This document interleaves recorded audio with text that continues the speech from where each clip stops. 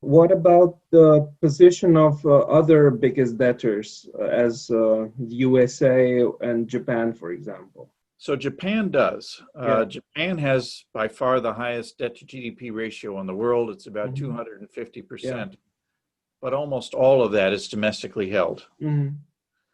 The United States, that is very democratically distributed. You will find U.S. Treasury securities all over the place. I Yeah. think the Chinese own about 1.2 trillion, which is 10 to 11% of the Hmm. national debt. You'll Yeah. find it as a control asset in the portfolios of central banks and sovereign wealth funds around the world. So Hmm. it is fairly democratically distributed, which is probably a good thing for the United States because Hmm. there isn't one holder that is big enough that if they lost faith, Hmm. that it would cause a correction in treasury prices. So Hmm.